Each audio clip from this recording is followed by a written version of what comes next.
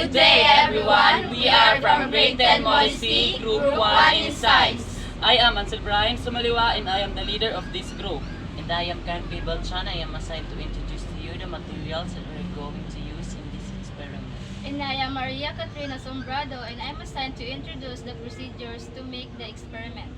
And I am Ria Marie Pilibas. And I am Marian Joyce Edmondo. And we are assigned to demonstrate the relationship between pressure And volume. And lastly, I am Ara Bernardo and I'm assigned to do the experiment. For today's video, we're going to make an experiment about the Boyle's Law, the Lang model.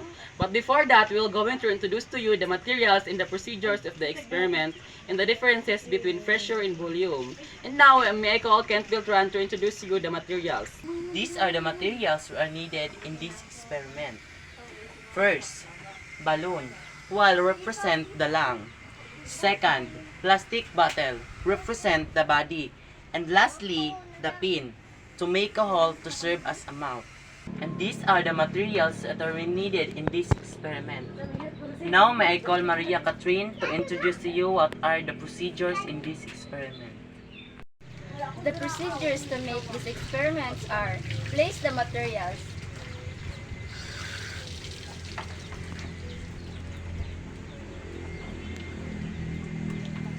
and ready to put the balloon that represents as lung inside the bottle or body. Then get the pin and put a hole in the bottle. And that was the procedures to make these experiments. And now, may I call Ria Marie Libas and Marian Joy Ramundo to demonstrate the relationship between volume and pressure.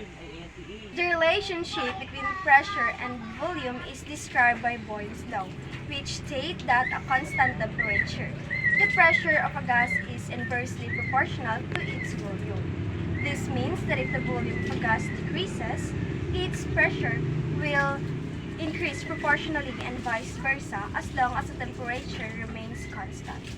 Decreasing the volume of a contained gas will increase its pressure, and increasing its volume will decrease its pressure. In fact, the volume increases by a certain factor, the pressure decreases by the same factor, and vice versa. One important demonstration of Boyle's law is our own breathing. Inhaling, exhaling basically means increasing and decreasing the volume of our chest cavity. This creates low pressure and high pressure into our lungs, resulting in air getting sucked into our lungs and leaving our lungs. Our own breathing is a significant example of Boyle's law in action.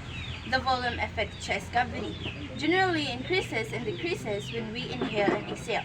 As a result, our lungs experience low pressure and high pressure, which cause air to be sucked into and out of that.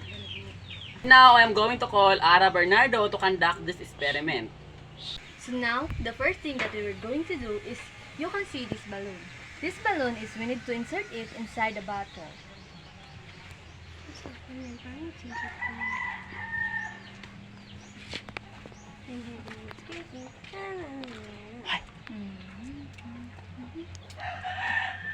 Like this. The next, a pin.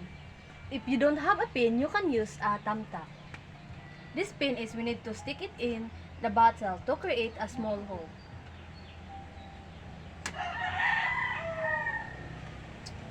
Like this. So,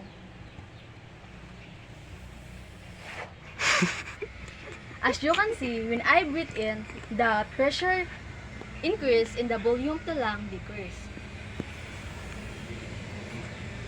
And when I breathe out, the pressure decrease and the volume of the lung increase. And that's all. Thank you. That's all for today's experiment. Thank you for watching. Again, we are from Grade 10 Modesty, Group 1 in Science.